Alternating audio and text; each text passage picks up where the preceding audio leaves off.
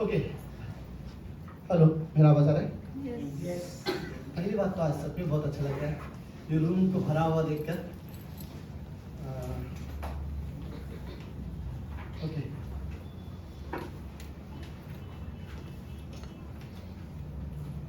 आप सब लोग ठीक हो? Yes. अच्छा लग रहा है।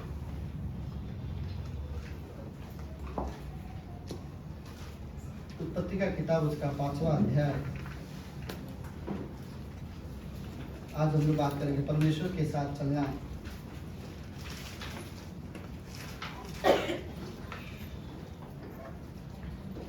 ये 21वीं पंक्ति से लेकर 24वीं पंक्ति तक।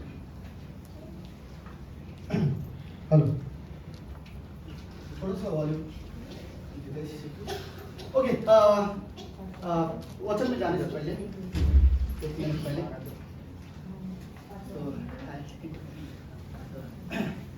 ओके, वचन में जाने से पहले 1 मिनट के लिए हम मैं रियली लाइक आरती और आरती की मम्मी, ये इन लोग का ये साल का लास्ट संडे है, राइट? तो लेट्स हम सब लोग मिलकर आप दोनों आगे आ सकते हो। आरती और आरती की मम्मी प्लीज। ओके, आप सबको पता है 6 महीने के लिए ये लोग यूएस जा रहे हैं, अमेरिका जा रहे हैं। तो हम लोग पिछले 7 साल हो गए ये लोग को ग्रेट एक्स कलीसिया हिंदी कलीसिया में आते हुए। पिछले 7 साल से रियली बहुत फेथफुल है, राइट?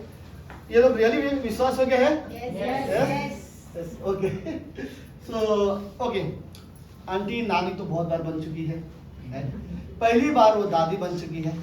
तो यूएस में जो उनका लड़का है राहुल, उन्हीं और उससे एक लड़का हुआ है। तो फाइनली ये लोग 6 महीने के लिए उसके साथ समय बिताने के लिए अमेरिका में जा रहे हैं। तीनों जन जा रहे हैं, आरती और आरती के मम्मी डैडी तीनों जा रहे हैं। तो हम लोग प्रार्थना करेंगे इनके सफर के लिए। और आई थिंक 6 महीना बहुत ज़्यादा है, राइट? हम लोग रियली मिस करेंगे, राइट? सो ओके, लेट्स हम लोग खड़े होते हैं अपनी जगह पे। और हम लोग, मैं चाहता हूँ कि हम लोग इस फैमिली के लिए भी प्रार्थना करें। आरती के परिवार में ऑलमोस्ट सारे लोग बिलीवर है, सिर्फ और सिर्फ उनके पिताजी। और हम प्रार्थना करते हैं और विश्वास करते हैं एक दिन वो भी प्रभु में आए। चलो प्रार्थना करते हैं। प्रभु यीशु, हम धन्यवाद देते हैं आज के दिन के लिए और एक सुंदर समय के लिए। धन्यवाद प्रभु, आप हर एक विश्वासियों के दास को जानते हो। आरती, उसकी मम्मी और उनके परिवार के विश्वास को प्रभु यीशु आप जानते हो। धन्यवाद देते प्रभु यीशु, जो भी आशीष इनके जीवन में है वो सब आपकी ओर से है, हम ये विश्वास करते हैं। प्रभु, मैं प्रार्थना करना चाहता हूँ कि आने वाले बुधवार को ये लोग जो अमेरिका जा रहे हैं, प्रभु इन्हें सही सलामत लेके जाना। और ख़ास करके प्रार्थना करता हूँ आंटी के हेल्थ के लिए और अंकल के हेल्थ के लिए। वहाँ पे किसी तरह का परेशानी प्रॉब्लम ना हो प्रभु यीशु मसीह, सही तरह से जाए, सही तरह से वापस आ सके। धन्यवाद प्रभु, आपकी अगुवाई इनके साथ रहे, हम ये प्रार्थना करते पिता। धन्यवाद इनके विश्वासों के के लिए। प्रार्थना यीशु मसीह के नाम से करते हैं, आमेन आमेन आमेन। Thank you. ओके, हम लोग रियली मिस करेंगे आपको। ओके, आप लोग खड़े रह सकते हो, राइट? कोई बात नहीं, हम लोग बाहर पंक्ति बढ़ सकते हैं। ओके, उत्पत्ति का 5वां अध्याय उसकी 21वीं पंक्ति में हनोक के बारे में है। 21वीं पंक्ति में, जब हनोक 65 वर्ष का हुआ तब उसे मतूशेलह का जन्म हुआ। मतूशेलह के जन्म के पश्चात हनोक 365 वर्ष तक परमेश्वर के साथ साथ चलता रहा। ये वर्ड कितना अच्छा लग रहा है, 365 वर्ष तक। आप लोग समझ रहे हो, 350 साल से ज्यादा समय हो गया है। और उसके बारे में बाइबल में बहुत ज्यादा कहानी नहीं लिखा है, उसके बारे में कोई चीज नहीं लिखा, सिवाय इसके एक चीज हनोक के बारे में मूसा ने लिखा हुआ है, परमेश्वर ने उसे बताया है। खाली एक ही चीज हनोक के बारे में बताया कि हनोक 365 साल तक परमेश्वर के साथ चलता था, राइट? ये कितनी अच्छी टेस्टिमनी है, राइट? किसी के बारे में, कि किसी आपके बारे में कुछ भी याद ना किया जाए, तो एक चीज याद किया जाए कि आप परमेश्वर के साथ चलते हो। ये कितना अच्छा होगा सुनने के लिए। तो हनोक के बारे में सिर्फ इतना ही वर्ड कहा गया है कि मतूशेलह के जन्म के बाद हनोक 365 वर्ष तक परमेश्वर के साथ साथ चलता रहा और उसके और भी बेटे बेटियां उत्पन्न हुए। इस प्रकार हनोक की कुल आयु 365 वर्ष की हुई। हनोक परमेश्वर के साथ चलता था और वह लोप हो गया क्योंकि परमेश्वर ने उसे उठा लिया। राइट, तो हनोक एक व्यक्ति है नए नियम में, पुराने नियम में, ओके, उत्पत्ति की किताब में, जिसने मृत्यु को नहीं देखा। राइट, जो परमेश्वर के साथ ऐसे चला ऐसे चला ऐसे चला, परमेश्वर के साथ इतना पसंद आया, परमेश्वर की उसके साथ संगति, परमेश्वर ने उसे मृत्यु को नहीं देखने दिया, उसने अपने पास बुला लिया डायरेक्ट। राइट, तो हनोक एक ऐसा व्यक्ति था जिसे परमेश्वर ने उठा लिया, लेकिन हनोक के बारे में बाइबल में कुछ नहीं पता। उसको क्या पसंद था, उसके जीवन में और कुछ प्रॉब्लम हुई, कितना परेशानी, कुछ नहीं पता। बाइबल में हनोक के बारे में सिर्फ एक ही लाइन लिखा है, 365 साल हनोक परमेश्वर के साथ चलता था। और फिर अगली पंक्ति बोलती है, जब परमेश्वर के साथ साथ चल रहा था, परमेश्वर ने उसे वैसे उठा लिया। तो यही हनोक के जीवन के बारे में गवाही कि हनोक परमेश्वर के साथ चलता था। सो प्रार्थना करते हैं। प्रभु यीशु, हम धन्यवाद देते हैं आज के दिन के लिए और एक सुंदर समय के लिए। आप रियली पवित्र परमेश्वर हो। धन्यवाद पिता परमेश्वर, आज की शाम के लिए हम आप पर रियली विश्वास करते हैं। इस कमरे में लोग हैं प्रभु यीशु, मैं विश्वास करता हूँ कि लोग हैं जो आपके साथ चलते हैं। धन्यवाद पिता परमेश्वर, आप रियली मदद करना। आज की शाम हम इस वचन से सीखना चाहते प्रभु यीशु कि हम आपके साथ चले। अगर नहीं चल रहे तो आज से निर्णय ले सके कि हम आपके साथ चलना चाहते हैं पिता परमेश्वर। धन्यवाद प्रभु यीशु, धन्यवाद देते हैं। प्रार्थना यीशु मसीह के नाम से करते हैं, आमीन आमीन। आप सब बैठ सकते हैं।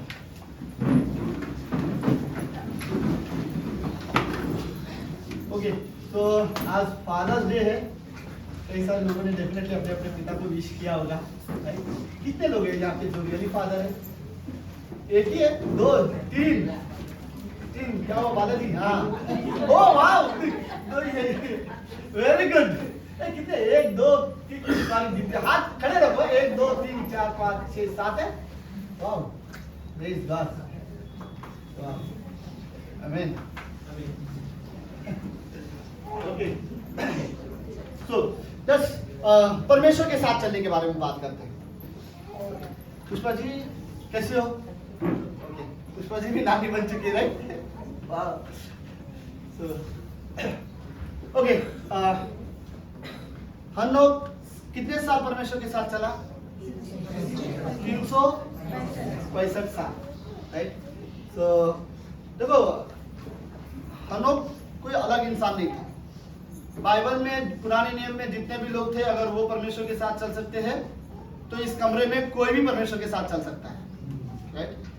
बाइबल में परमेश्वर के साथ ना चलने वाले व्यक्ति का भी नाम है, राइट, जिस पे हम कभी इतना गौर नहीं करते, लेकिन हम उनके बारे में ज्यादा बात करते हैं, जो ऐसे लोग हैं जो परमेश्वर के साथ चलते हैं, राइट? अगर वो चल सकते हैं तो हम भी चल सकते हैं। 350 साल कोई छोटा, क्या बोलते हैं, कोई छोटी उम्र नहीं है, राइट? कितनी आज के तारीख में से कितने जनरेशन हो जाएंगे? 3 से 4-5 जनरेशन हो जाएंगे, राइट? 70 साल के हिसाब से पकड़िए तो, लेकिन वो इतना विश्वास योग्यता के साथ परमेश्वर के साथ चलता था, और ये रियली एक बहुत अच्छी बात। ओके, परमेश्वर के साथ चलने के बारे में बाइबल में कुछ पंक्तियां हैं, मैं जो आप लोगों के साथ पढ़ना चाहता हूँ। ओके, व्यवस्था विवरण का 5वां अध्याय और उसकी कौन सी पंक्ति है? 33वीं पंक्ति। चालू है? सबको दिखा दे रहा है? हाँ, ओके। सबको मिला जगह? नहीं, काफी हो जाएगा? मुझे नहीं लगता और कोई है आने वाले, क्योंकि जो लोग हमारे आने वाले थे वो सारे आ गए। खाली रेशमा नहीं आई है। रेशमा आने वाली है, तो जगह रख लेना पीछे वाला, आपको संभालना उसके लिए जगह। ओके, लेट्स देखो, व्यवस्था विवरण उसका 5वां अध्याय 33वीं पंक्ति में लिखा है, जिस मार्ग में चलने की आज्ञा तुम्हारे परमेश्वर यहोवा ने तुमको दी है। इस कमरे में सब लोग हो?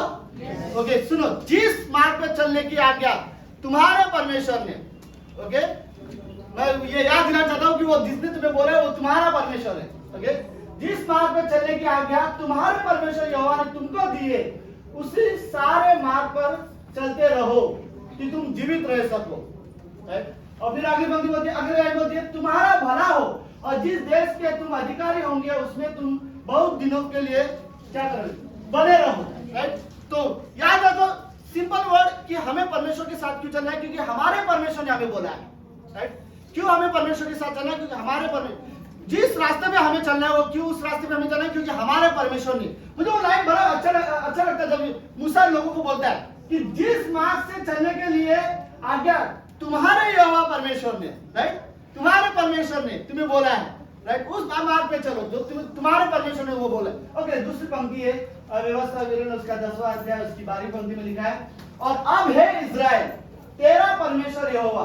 पता है बाइबल में बार बार परमेश्वर को ऐसे दर्शाया है जैसे कि तुम्हारा अपना परमेश्वर हो, तुम्हारा परमेश्वर है, राइट, बट लाइक तुम हर एक व्यक्ति परमेश्वर के साथ व्यक्तिगत हो सकता है। मतलब जैसे हम लोग बोलते हैं ये मेरा माँ है, ये मेरे पिताजी है, परमेश्वर को हम उसी तरह से हर एक इंसान ये वर्ड बोल सकते हैं, ये मेरा परमेश्वर है, राइट। और मूसा ने अपनी किताब में कई बार ये चीज बोलते समय, इस्राएलियों के साथ बात करते समय वो ये बोलता है कि परमेश्वर वर्ड नहीं, वो तो तुम्हारे परमेश्वर ने वर्ड इस्तेमाल करता है, राइट।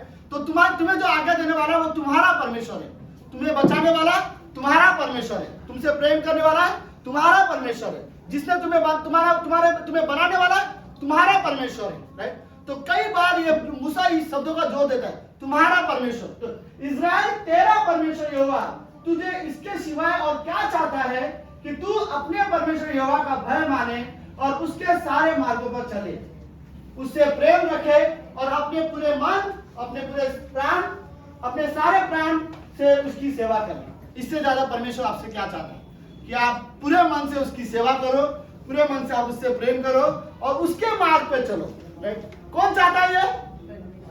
क्या? हाँ, आप लोग वैसे नहीं बोलो जैसे मैं बोलना चाहता हूँ। क्या? मेरा परमेश्वर, राइट, खाली परमेश्वर नहीं है, राइट। जो हमारा परमेश्वर है वो चाहता है कि हम उसके मार्ग में चले।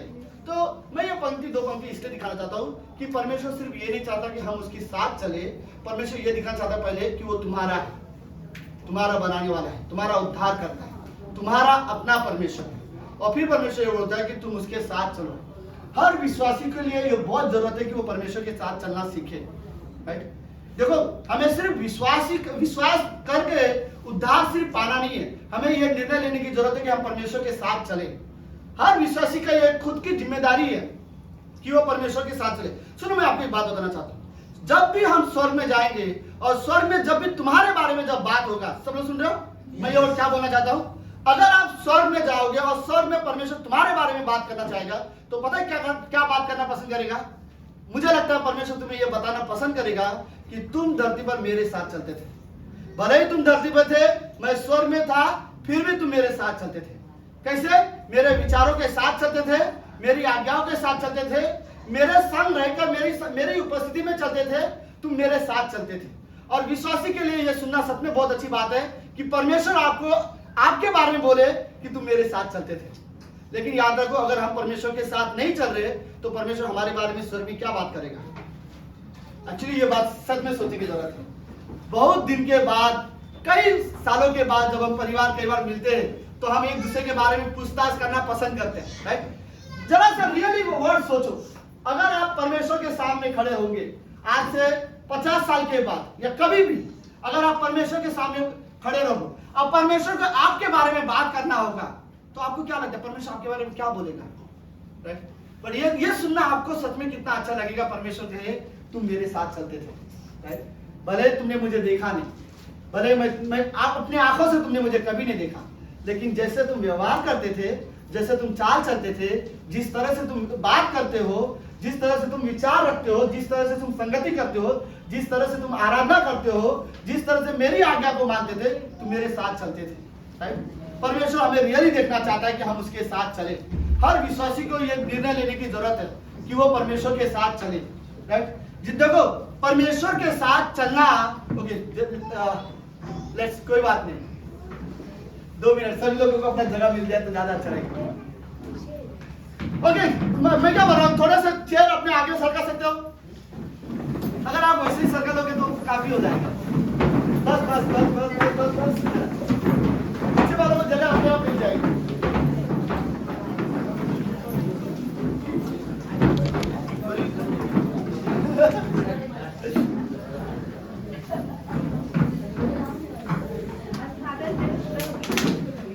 ऐसा होता है, हर संडे फादर से मनाना चाहिए। वहाँ पीछे काफी जगह हो गया।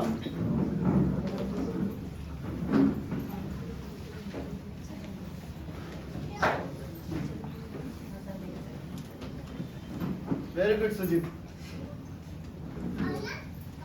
संदीप भाई की वाइफ कोल्ड ड्रिंक पीने में खतरनाक है। हमने उस गेम में देखा, मैं तो पहले चेतावनी दे रहा था कोल्ड ड्रिंक पीने वाला है, संभालना, पी लेंगे ये, लेकिन पहले अच्छा समय था। हमने बहुत सारे लोगों को मिस किया। मुझे पता, आपको पता 26-27 लोग थे जो नहीं आए। हिंदी चर्च से बात कर रहा हूँ मैं लोगों से, राइट। तो बट मैं ऐसा नहीं, ये नहीं कि मैं बुरा मानने वाला हूँ, डेफिनेटली सबके अपने अपने चीज़ें होती हैं, डिटेल्स होते हैं, राइट। लेकिन 27 लोग नहीं आए फिर भी, लेकिन नेक्स्ट टाइम हम लोग करेंगे तो सारे के सारे लोग रहेंगे, ठीक है? Yes yes okay. तो हम लोग कहाँ था, मैं कहाँ पे था? हाँ, साथ साथ चलना, ओके, परमेश्वर के साथ चलना, ओके। सो मैं ये कहना चाहता हूँ, सुनो, अब्राहम परमेश्वर के साथ चल सकता है तो हम भी चल सकते हैं। दाऊद परमेश्वर के साथ चल सकता है तो हम भी चल सकते हैं, राइट। रूथ परमेश्वर के साथ चल सकती है, एस्तर रानी परमेश्वर के साथ चल सकता है, अय्यूब परमेश्वर के साथ, सब कुछ खोने के बाद भी अय्यूब परमेश्वर के साथ चल सकता है। आग में जाकर भी शद्रक मेशक अबेदनगो परमेश्वर के साथ खड़े हो सकते हैं। दानियल शहर के पिंजरे में रहकर भी परमेश्वर के साथ चल सकता है। मुझे लगता है इस कमरे में अगर वो लोग चल सकते हैं तो कोई भी चल सकता है, राइट। बस सिर्फ इतना जरूरत है कि लोगों के अंदर ये इच्छा होनी चाहिए कि मुझे परमेश्वर के साथ चलना है, राइट। अगर आपके अंदर इच्छा है तो आप चल सकते हो। मैं आपको एक बात बताऊं, इतना आसान भी नहीं होगा। परमेश्वर के साथ चलने का आप निर्णय लो, आपको कुछ ना कुछ कीमत चुकानी पड़ेगी। जैसे अब्राहम को अपने बेटों को वेदी पे रखना पड़ा था, राइट। जैसे अय्यूब को 10 बच्चे खोना पड़ा था। मैं भी कुछ ना कुछ कीमत लोगों को चुकानी पड़ सकती है, लेकिन फिर भी कईयों को इतना स्ट्रांग हो जाना चाहिए कि मेरे साथ कुछ भी हो, मैं परमेश्वर के साथ चलना चाहता हूँ, राइट। हर एक व्यक्ति को यह खुद का ये निर्णय लेना चाहिए कि मुझे परमेश्वर के साथ चलना है, राइट। आप किसी भी कारण से, किसी भी वजह से आप परमेश्वर के साथ चलना मत रुको, राइट।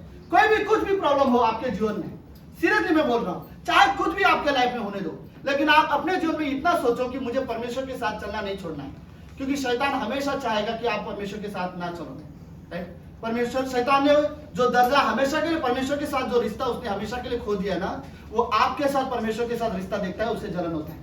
वो सच में नहीं चाहता कि विश्वासी परमेश्वर के साथ चले, और हर विश्वासी को यह जरूरत है कि वो निर्णय ले कि मुझे परमेश्वर के साथ चलना है, राइट। मैं आपको सच कहता हूं, सुनो, अगर संसार में अगर मेरा मन हो, संसार की चीजों पर अगर मेरा मन हो, मैं परमेश्वर के साथ कभी नहीं चल सकता, राइट। आपको क्या लगता है, संडे के दिन आप परमेश्वर के साथ चलोगे और मंडे के दिन आप शैतान के साथ चलोगे, क्या पॉसिबल होगा, राइट? बिल्कुल नहीं। रियली अगर आपको परमेश्वर के साथ निर्णय लेना है चलने का, तो आपको हर दिन चलने की जरूरत है, हर दिन आपको परमेश्वर के साथ चलना जरूरत है। सुनो, मेरा और एक सवाल है इस कमरे में, आप लोग ओके, सुनो, मेरा सवाल आपसे क्या है, क्या आप लोग यीशु मसीह पर विश्वास करते हो इस कमरे में? यस। प्रभु यीशु मसीह पर विश्वास करने के बाद एक चीज जो हमें मिलता है वो क्या है? उद्धार के अलावा डेफिनेटली उद्धार मिलता है और क्षमा। फिर तो वैसे बहुत लंबी लिस्ट हो जाएगी। नहीं, एक चीज जो तुम्हारे अंदर आता है, कौन है? पवित्र आत्मा। आप लोग सब लोग हाँ? अब मेरा सवाल ये, क्या आप ये विश्वास करते हो कि पवित्र आत्मा आपके अंदर है? अभी भी कुछ लोग शाश्वत नहीं है, इसलिए मुझे वैसे जवाब नहीं मिल रहा है, राइट? बाइबल ये बोलती है, यीशु मसीह ने वर्ड कहा मरने से पहले, मेरा जाना तुम्हारे लिए अच्छा होगा, क्योंकि जब मैं जाऊंगा तो मैं तुम्हारे लिए एक सहायक भेज पाऊंगा, राइट? और वो सहायक कौन है? पवित्र आत्मा। तो मेरा सवाल ये है, क्या आपको विश्वास है कि पवित्र आत्मा आपके अंदर है? यस, गुड, अच्छा जवाब था। लेकिन सुनो, अगर आपको विश्वास है कि पवित्र आत्मा आपके अंदर है, तो आपको यह भी विश्वास करना पड़ेगा वो आपकी बहुत मदद करेगा, वो आपको सामर्थ्य देगा परमेश्वर के साथ चलने के लिए, चाहे कोई भी आपके अगेंस्ट क्यों ना हो।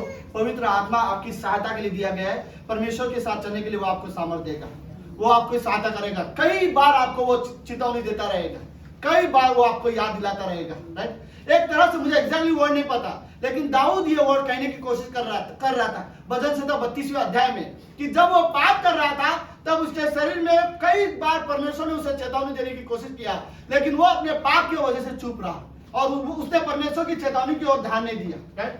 पवित्र आत्मा हमें बताने की कोशिश करता है जब हम गलत करते हैं, लेकिन हम उसकी आवाज को नजरअंदाज कर लेते हैं और हम जो चाहे वो कर लेते हैं। इसी वजह से हम परमेश्वर के साथ नहीं चल पाते। परमेश्वर के साथ चलने के लिए परमेश्वर ने हमें पवित्र आत्मा दिया है। हमें पवित्र आत्मा की आवाज सुनना ही होगा अगर हमें परमेश्वर के साथ चलना है तो, राइट? और हमें रियली जरूरत है, वो अगर हमारे अंदर है और वो परमेश्वर है तो उसमें वो हमें सामर्थ्य जरूर देगा हमें परमेश्वर के साथ चलने का। हमें विश्वास करने की जरूरत है। जो परमेश्वर के साथ चलते हैं, मैं उनके बारे में बात करता हूँ। वो जो परमेश्वर के साथ चलेंगे वो कभी भी संसार में नहीं जीवन जिएंगे, राइट। संसार में किसी भी पाप या बुराई में वो कभी नहीं रहेंगे। अगर आप परमेश्वर के साथ चलोगे तो आप गलत मार्ग में तो कभी नहीं रहोगे, राइट। क्योंकि परमेश्वर के साथ चलने वाला व्यक्ति गलत रास्ते में जा कैसे सकता है? क्योंकि परमेश्वर आपको गलत रास्ते में कभी नहीं लेके जा सकता। आप परमेश्वर के साथ चल रहे हो तो गलत रास्ते में आप कभी जा नहीं सकते। जो परमेश्वर के साथ चलते हैं वही विश्वासी है जो परमेश्वर की इच्छा में जीवन जीते हैं, राइट। जो परमेश्वर के साथ चलते हैं वही व्यक्ति है जो परमेश्वर की योजना में अपना जीवन जी पाते हैं। जो परमेश्वर के साथ सच में जो परमेश्वर के साथ चलते हैं वो उन्हीं को पता है परमेश्वर की उपस्थिति में जीवन जीने का मतलब क्या है। कई सारे लोगों को परमेश्वर की उपस्थिति का मतलब इसलिए नहीं पता क्योंकि परमेश्वर के साथ चलते नहीं है, राइट। कई बार हमें ये रियली डिसीजन, देखो ये काफी नहीं है कि हम विश्वासी हो गए तो सब कुछ हो गया, राइट। सीरियसली ये काफी नहीं है। अभी हमको ये भी निर्णय लेना है, हाँ मैं उस पर विश्वास करता हूं और हाँ मैं उसके साथ चलना चाहता हूं। हर एक व्यक्ति को यह परमेश्वर के लिए निर्णय लेने की जरूरत है कि मुझे परमेश्वर के साथ चलना है, चाहे कुछ भी हो, राइट। आप कैसे परमेश्वर के साथ चलोगे? मैं आपको 2-3 चीजें सिंपल बताना चाहता हूँ कैसे, फिर उसके बाद मैं आपको बताऊंगा कि परमेश्वर के साथ चलने के फायदे एक्चुअली क्या है। ओके, पहले 2 चीजें कैसे चलोगे आप परमेश्वर के साथ। पहले सिंपल तरीका, परमेश्वर की तरह सोचना शुरू कर दो, राइट। परमेश्वर की तरह सोचना शुरू करो। परमेश्वर के साथ सोचना हमें मदद करेगा कि हमें, और कोई भी ये मत सोचो कि मैं परमेश्वर की तरह कैसे सोचूं। पता पहले कुरिन्थियों का 2:15 क्या बोलता है?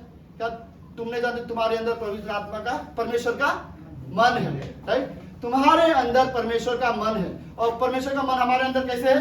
क्योंकि हमारे अंदर कौन है? पवित्र आत्मा। हर एक व्यक्ति परमेश्वर के मन को जान सकता है, राइट। हर एक व्यक्ति, परमेश्वर खुद अपने विचार को तुम्हें प्रकट करेगा। आप परमेश्वर के साथ चलो, परमेश्वर खुद अपनी योजना, अपनी इच्छा, अपने जो उसकी सोच विचार है वो तुम्हें दिखाएगा, राइट। दूसरी चीज पता है परमेश्वर के साथ चलने के लिए क्या जरूरत है?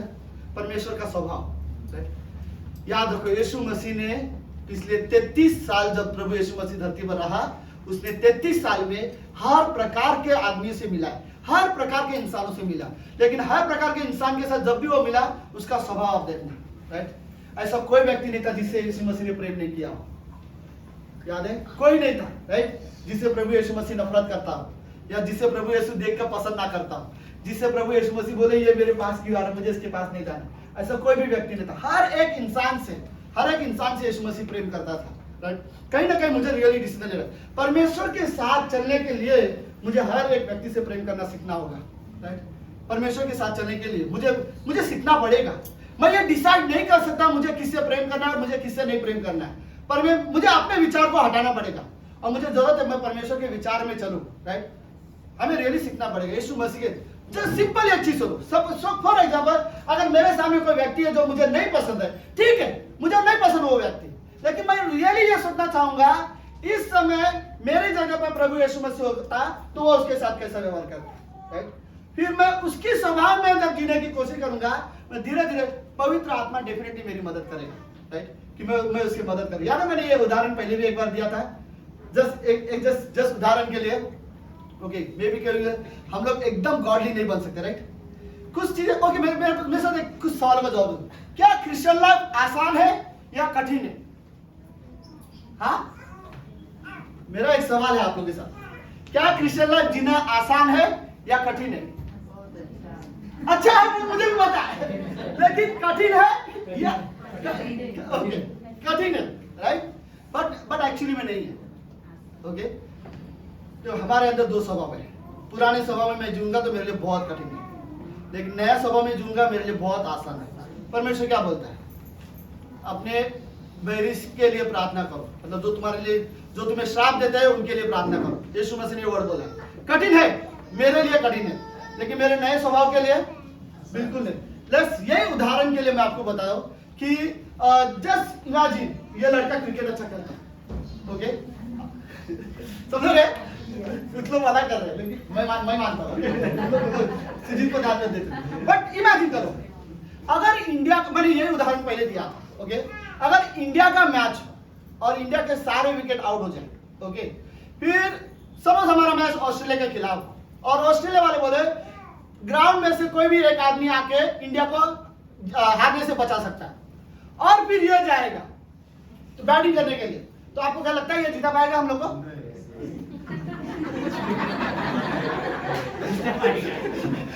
बहुत निराश हो जाते हैं।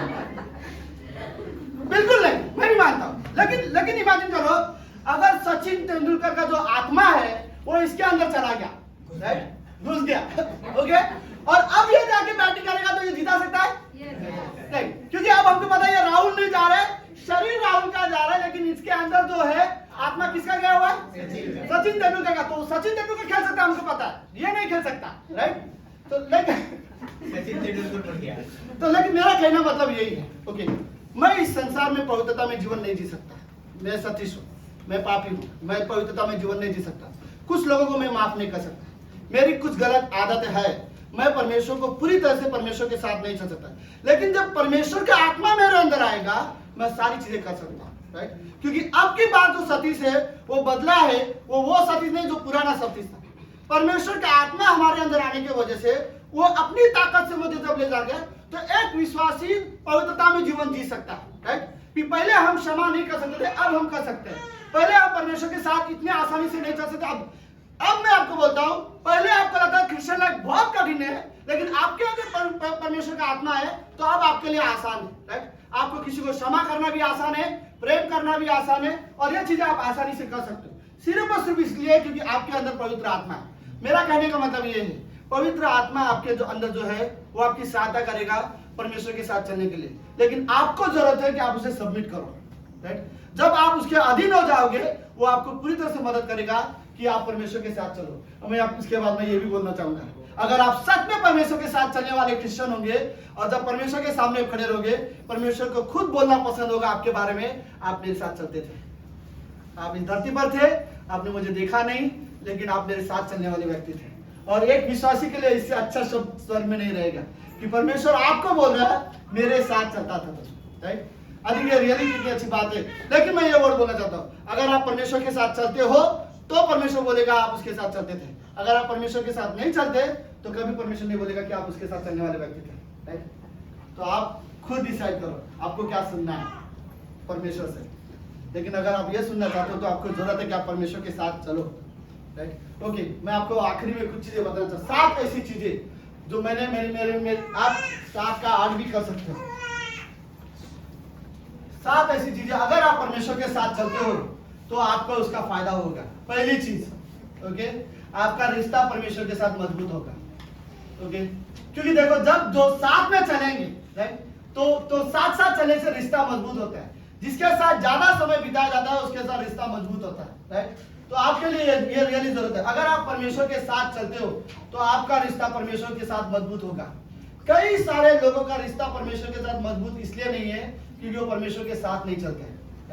हर विश्वासी को सच में ये जरूरत है कि वो परमेश्वर के साथ चले। पहले मैं और एक वर्ड बोलना चाहता, सुनो।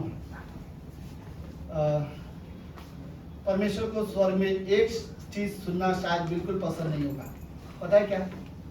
कोई बहाने नहीं चाहिए। क्यों साथ नहीं चलते थे? कोई बहाना नहीं चाहिए। परमेश्वर सब सच्चाई जानता है, परमेश्वर हमारे मन के विचारों को भी जानता है। हम उसके साथ क्यों चलते थे या नहीं चलते थे, अगर चलते थे तो क्यों चलते थे, नहीं चलते थे तो क्यों नहीं चलते थे, परमेश्वर जानता है, राइट। सो पहला फायदा हमारा ये होगा कि जब हम परमेश्वर के साथ चलेंगे हमारा रिश्ता उसके साथ मजबूत होगा। दूसरा चीज, उसके स्वभाव में आप बदलोगे, राइट। आपको उसकी स्वभाव का में बदलना सीखोगे आप, राइट। ओके, लेट्स, और एक पंक्ति मेरे पास मैं आपके साथ पढ़ना चाहता हूँ। मत्ती का 11वां अध्याय, मे बी 28 पंक्ति। क्या कहती हो मत्ती का 11:28? किसी को पता है?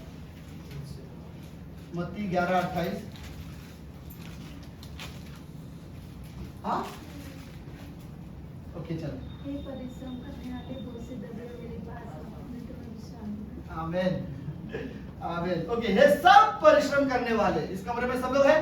Yes. ओके, सारे परिश्रम करने वाले, बोझ से दबे हुए लोग कौन है जो सच में अपनी चिंता से नहीं, बोझ से नहीं दबा होगा? डेफिनेटली है, राइट। हमारे जीवन में हर एक के लाइफ में कुछ ना कुछ चिंताएं होगी, बच्चों को लेकर, घर को लेकर, कभी किसी को हेल्थ को लेकर कुछ ना कुछ चिंताएं डेफिनेटली हमारे घर में होगी, राइट। तो ये बोलते हैं सब परिश्रम करने वाले और बोझ से दबे हुए लोग, यीशु मसीह बोलते हैं मेरे पास आ। कितना अच्छा शब्द है, राइट।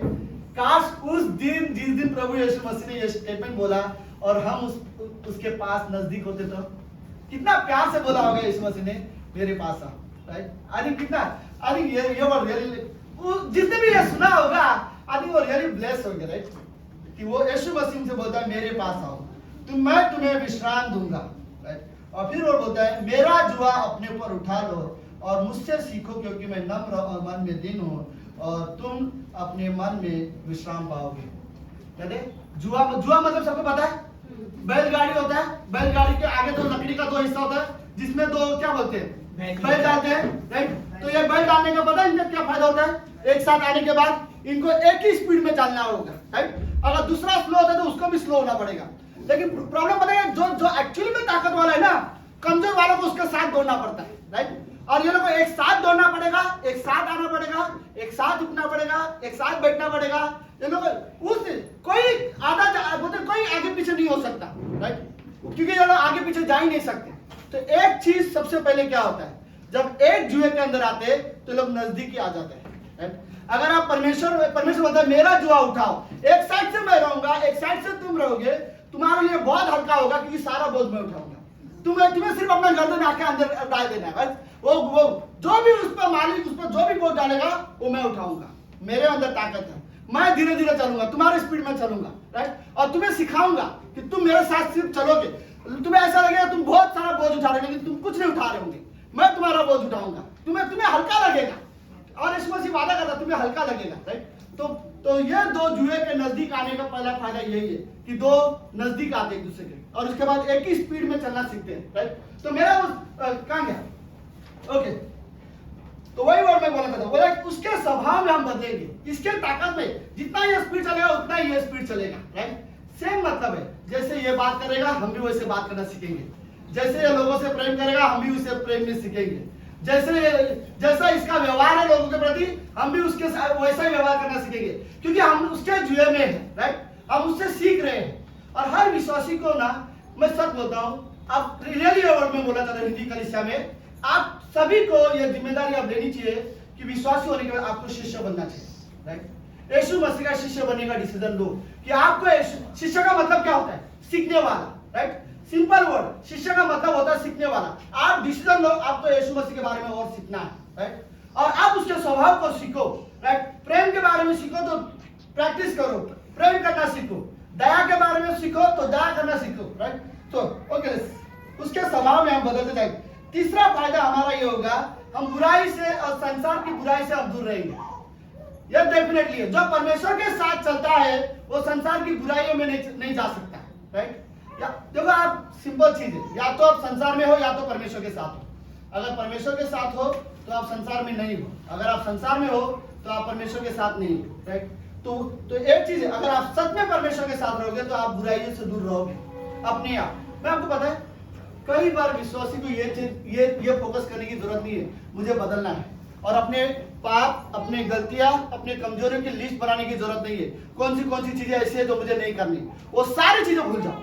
आपको सिर्फ एक चीज देखना है, मुझे यीशु मसीह के साथ जीवन जीना है, वो सारी चीजें अपने आप बदल जाएंगी, अपने आप सारी चीजें चेंज हो जाएंगी। आप सिर्फ परमेश्वर के करीब आने के बारे में सोचो, आप सिर्फ उसके साथ चलने के बारे में सोचो। आप ये मत सोचो मुझे कौन सी चीजें नहीं करना है, वो सारी चीज प्रभु पे छोड़ दो। आपका फोकस खाली इतना हो कि आप परमेश्वर के साथ चल रहे हो, परमेश्वर आपको रियली बदलेगा। ओके, उसके बाद कौन सी है? चौथी चीज, मैं ज्यादा समय नहीं ले सकता, आप हमेशा उसकी उपस्थिति में रहोगे। डेफिनेटली जो उसके साथ चलता है वो उसकी उपस्थिति में रहेगा, राइट? पांचवी चीज, वो आपके साथ होगा, ओके? और जब भी आपको उसकी जरूरत होगी वो वहीं पर होगा। आप समझ रहे मेरी बात?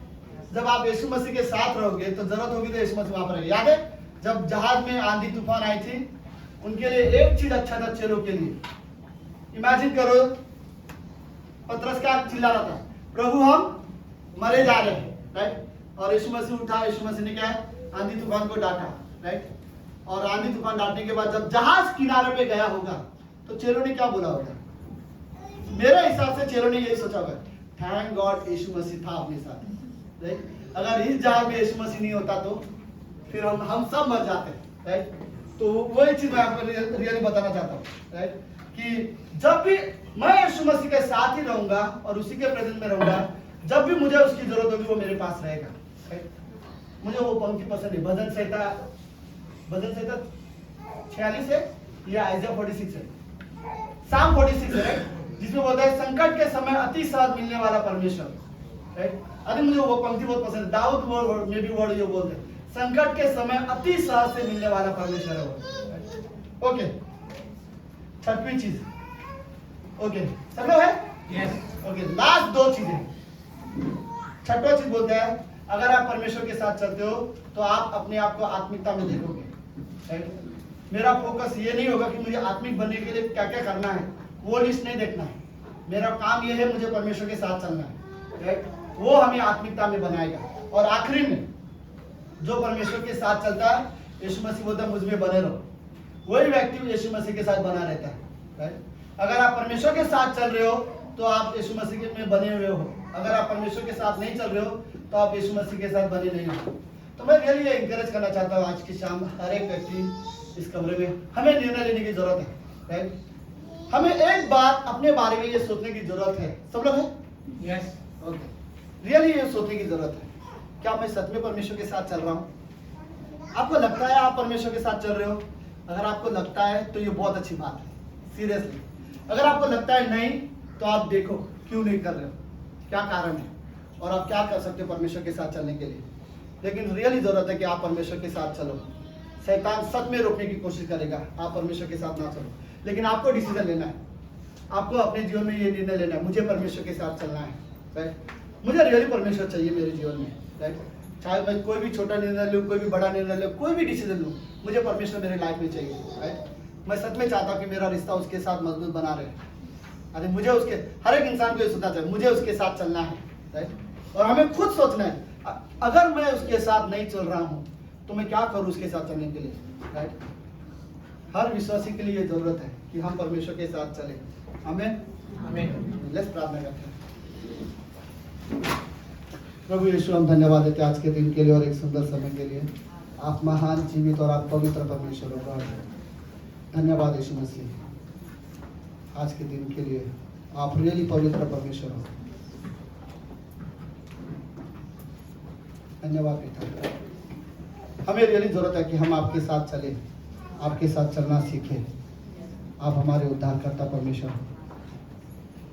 इस कमरे में मैं प्रार्थना करना चाहता हूँ गॉड, हर एक व्यक्ति आपके साथ चले। मैं जानता हूँ हर एक व्यक्ति आपके साथ प्रेम करता है, आप उनके परमेश्वर हो, लेकिन गॉड हम ये चाहते हैं कि हर दिन हम आपके साथ चलें। हमारे लिए ये जरूरत है गॉड कि हम आपके साथ ही चलें।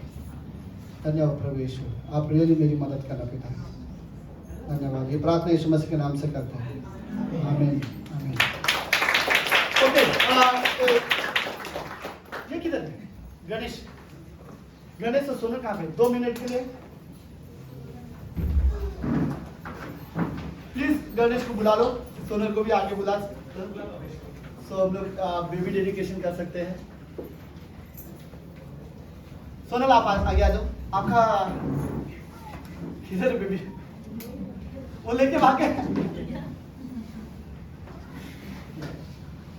बच्चे को लेके गया तो ज्यादा दूर नहीं गया होगा।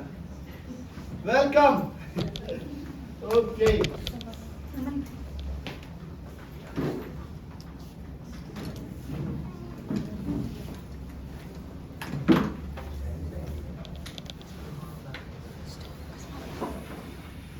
ओके, आप सब लोगों को दिखा दे रहे हैं दो कपल।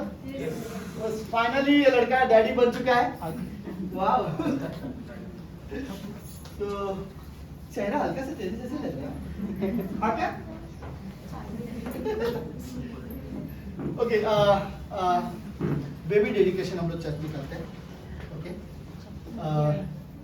बेबी डेडिकेशन का जस्ट एक एग्जांपल है कि माता पिता कहीं ना कहीं ये विश्वास करते हैं कि हम चाहते हैं कि जो हमारा बच्चा है वो परमेश्वर में बढ़े।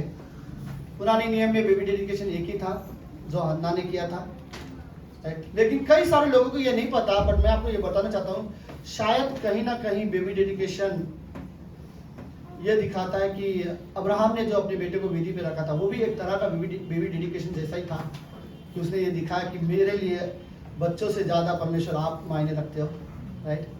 लेकिन हन्ना ने परमेश्वर को इसलिए दिया था ये बताने के लिए कि मेरा बच्चा आपके काम आए। हम यहाँ पर खड़े होकर भविष्यवाणी नहीं कर रहे कि ये बच्चा कल को क्या बनेगा, हम उसकी गारंटी नहीं ले सकते। क्योंकि वो क्या बनना चाहता है ये अभी उसने बताया नहीं है हमें, राइट, और उसने अपने माँ बाप को नहीं बताया, बट लेकिन एक चीज हम जानते हैं, राइट, कि वो एक अच्छे विश्वासी होंगे।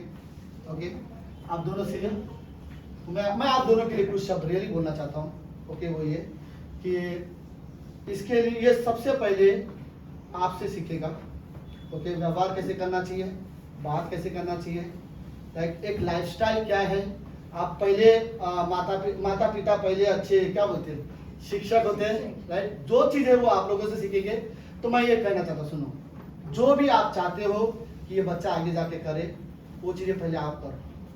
अगर आप चाहते हो ये प्रार्थना करने वाला बने तो उसके सामने आपको प्रार्थना करना पड़ेगा। अगर आपको चाहते हो कि ये परमेश्वर का भय मानने वाला बने तो आपको पहला परमेश्वर का भय मानना पड़ेगा। ये आपको देखेगा, जब ये देखेगा माता पिता को कि ये लोग भय मानते हैं तो मैं भी मानूंगा, कोई परमेश्वर का आदर करते हैं मैं भी आदर करूंगा, ये परमेश्वर के साथ चलते हैं तो मैं भी चलूंगा।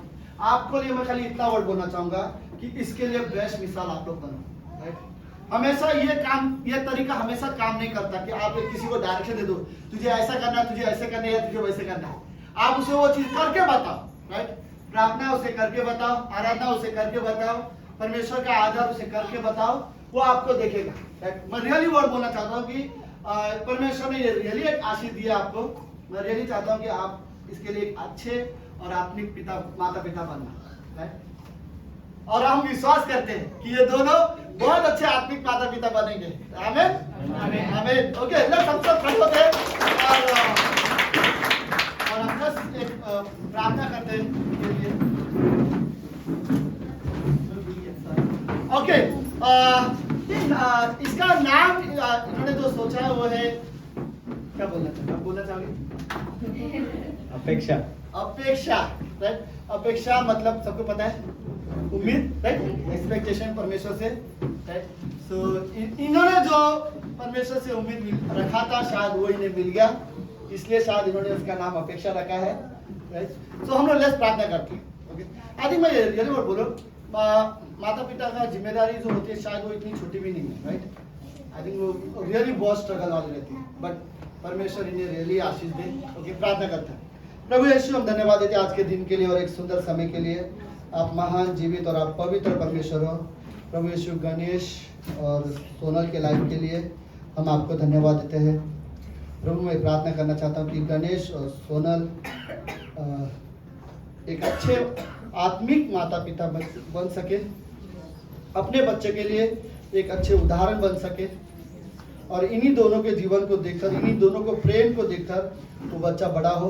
हम ये प्रार्थना करते हैं और हम विश्वास करते हैं गॉड कि गणेश और सोनल बहुत अच्छे पति पत्नी हैं, वैसे ही बहुत अच्छे माता पिता भी बने। इनके जीवन में कोई भी परेशानी आए, प्रभु यीशु आप इनकी सहायता करना, मदद करना, और ये एक स्ट्रांग परिवार बने। हम ये प्रार्थना करते पिता।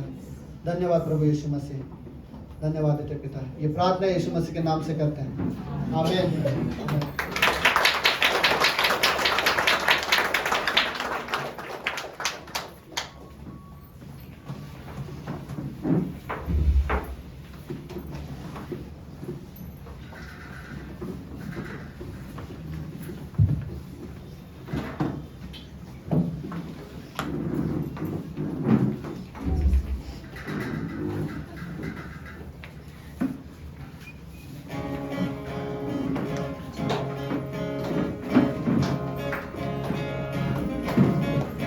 के साथ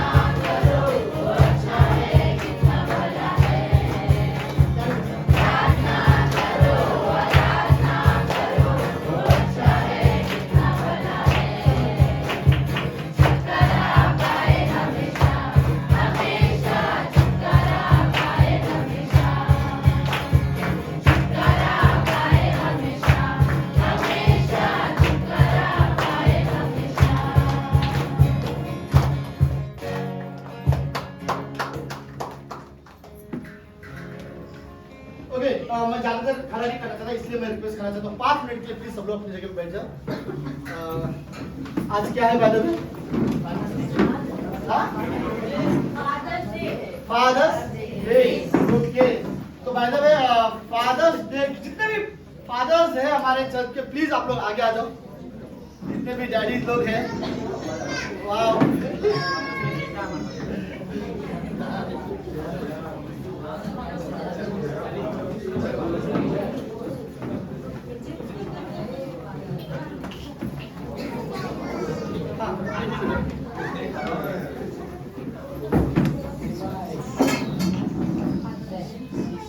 और कौन रहेगा फादर?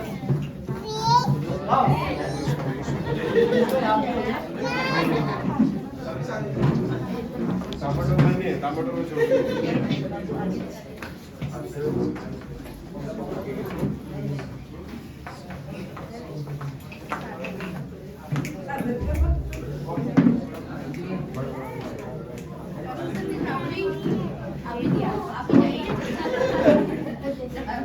ये ओरिजिनल फादर है। तो हमारी हो ना अब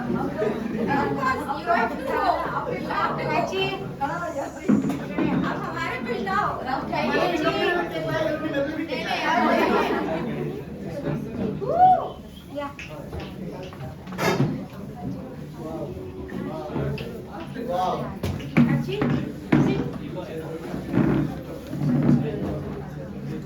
फादर नहीं, वो बहुत मेहनत कर रहे हैं।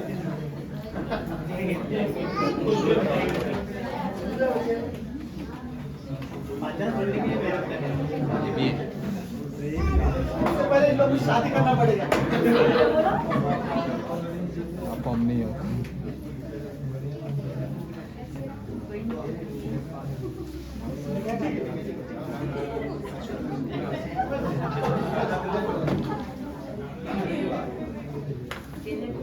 ओके, सब लोग हैं? सुनो, मुझे कुछ चीजें सब लोग हैं? ओके, कुछ चीजें मैं रियली बोलना चाहता हूँ फादर्स लोग के लिए। इन लोगों को डांटूं, इन लोगों को क्या करूँ मुझे नहीं पता। लेकिन एक चीज है, बाइबल में लिखा है इफिसियों का 6वां अध्याय पहली पंक्ति, हे पिता अपने बच्चों को ज्यादा रिस्क ना दिला। थोड़े बच्चे भी खुश होने चाहिए ऐसे मैसेज से नहीं। ओके, लेट्स सुनो सीरियसली मैसेज में। दाऊद जब बीमार था अपने आखिरी दिनों में, और उससे जब बुखार हुई थी, उस बुखार में दाऊद ऑलमोस्ट मरने वाला था। सब लोग सुन रहे? उस समय में दाऊद के कुछ लड़कों ने आपस में लड़ाई शुरू किया और एक बेटे ने ये घोषणा कर दिया कि मैं राजा बनूंगा, मेरा पिताजी मरने वाला है। तो उसने कई जगह पे एक जगह पे उसने पार्टी दी, मैं राजा बन गया करके, हर गांव में जाके चिल्लाने लगा मैं राजा बनूंगा, मैं राजा बनूंगा। उस समय दाऊद का जो तबियत जो खराब था, मरने वाला था, थोड़ा सा ठीक हो गया। ठीक होने के बाद दाऊद ने बोला वो राजा नहीं बनेगा। और उसके बाद दाऊद जब मरने वाला था, अब बूढ़ा हो गया था, तो उसने लोगों के साथ समय बिताना कम कर दिया और आखिरी दिन उसने पता किसके साथ समय बिताया? सुलेमान के साथ। आपको पता है सुलेमान को जब परमेश्वर ने ये वर्ड बोला कि परमेश्वर ने जब उससे कहा कि तुझे मुझसे क्या चाहिए, तो सुलेमान ने क्या मांगा परमेश्वर से? बुद्धि। लेकिन सवाल ये, सुलेमान ने बुद्धि मांगा क्यों? पता है क्यों? तुम्हें जो लोग दिए ओके, लेकिन असली में वो राजा नहीं है। मैं आपको बता दूं, सुलेमान ने बुद्धि इसलिए मांगी क्योंकि उसके पिता ने बार बार उसे बोला था अपने बेटे को कि बुद्धि से काम करना, बुद्धि से निर्णय लेना, बुद्धि के साथ चलना। जब उसके पिता ने बार बार उसे बुद्धि के बारे में समझाया, जब परमेश्वर ने उससे पूछा तुझे क्या चाहिए, तो सुलेमान ने बोला मुझे बुद्धि चाहिए। बुद्धि मांगा उसने परमेश्वर से, लेकिन बुद्धि मांगना सिखाया किसने उसको? उसके पिता ने। उसके पिता ने उसे वो चीजें सिखाया था, तब जाके उसने परमेश्वर के साथ सही चीज मांगना सीखा। तो कहीं ना कहीं सुलेमान ने अच्छा डिसीजन लिया कि उसने बुद्धि मांगी, लेकिन उसका पिता ने उसे अच्छी चीज सिखा दिया। तो कहीं ना कहीं एक समय में बच्चे अच्छे डिसीजन लेंगे, लेकिन कहीं ना कहीं उसके पीछे जो छाप होगी ना, वो पिता का हाथ होगा। कहीं ना कहीं उसके पिता ने कुछ चीजें होंगी जो उसे अच्छी सिखाई थी, वही चीजें को लेकर वो आगे बढ़ेगा। तो मैं रियली वर्ड बोलना चाहता हूँ कि सीरियसली आपके जीवन आपके बच्चों के लिए सबसे बड़े उदाहरण है। चाहे किसी के लिए हो, चाहे कोई ना हो, चाहे ऑफिस में आपको उतनी इज्जत दे ना दे, चाहे पड़ोस में रिश्तेदार में इतनी इज्जत ना दे, जब आप अपने घर में आओगे सबसे पहले आपके बच्चे आपको देख के खुश होंगे, राइट। आई थिंक मैं रियली वर्ड बोले थे, माँ बाप के लिए बेस्ट हीरो, तो बच्चों के लिए अगर तुम्हारे लिए सबसे सच बोल रहा हूँ मैं, सुन रहे हो, अगर आपके हीरो अगर आपके लाइफ में कोई होना चाहिए ना, वो आपका पिता होना चाहिए, सीरियसली। बाकी अगर कोई फिल्म स्टार का कोई हीरो को हीरो मानते हो और आप अपने पिता को नहीं मानोगे तो ये सच में बहुत गलत है, राइट। आपका एजुकेशन का जिम्मेदारी वो उठाते हैं, घर की जिम्मेदारी वो उठाते हैं, और आपके लिए हीरो कोई और है, राइट। आपके लिए आपका अपना हीरो अगर कोई होना चाहिए तो वो आपका पिता होना चाहिए। आई थिंक ये लोग बेस्ट हीरो है। आमेन, आमेन। ओके, हम लोग प्रार्थना करेंगे, पहले हम लोग खड़े हो सकते हो, मैं जाना जरा आप लोगों को बिठाने देता हूं। ओके, पहले हम इनके लिए प्रार्थना करेंगे, उसके बाद हम लोग निकालेंगे, ठीक है? ओके, लेट्स प्रार्थना करते हैं। प्रभु यीशु, हम धन्यवाद देते हैं आज के दिन के लिए और एक सुंदर समय के लिए। आप महान, जीवित और पवित्र परमेश्वर हो गॉड।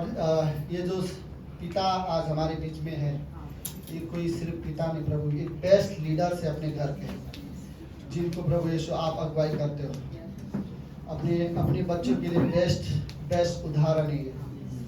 प्रभु यीशु, मैं रियली प्रार्थना करता हूँ कि आप इन्हें रियली आशीष दो प्रभु। आप हमारे घर को संभालो, आप हमारे घर के मुख्य परमेश्वर हो, हमारे घर के लीडर प्रभु यीशु आप हो। हम धन्यवाद देते पिता परमेश्वर, जो भी ये आत्मिक पिता है, जो विश्वासी पिता है प्रभु, धन्यवाद प्रभु।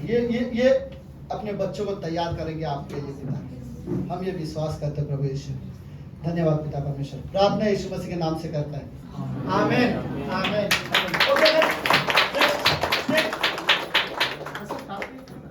हाँ, सब लोग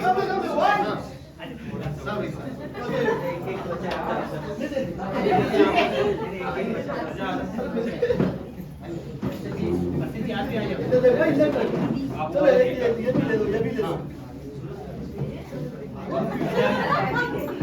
1 2 3 स्टार्ट।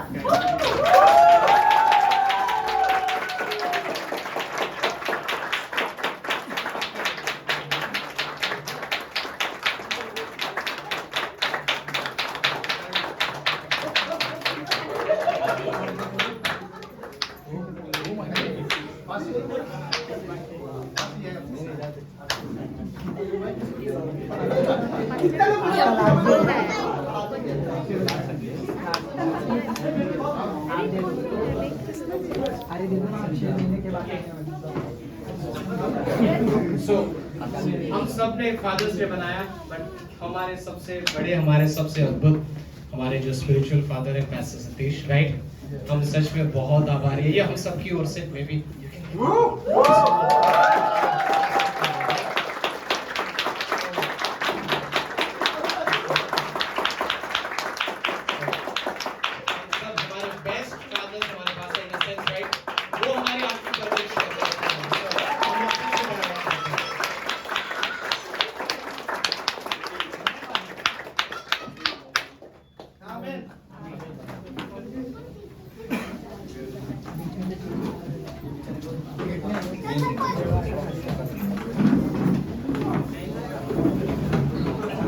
Stop it.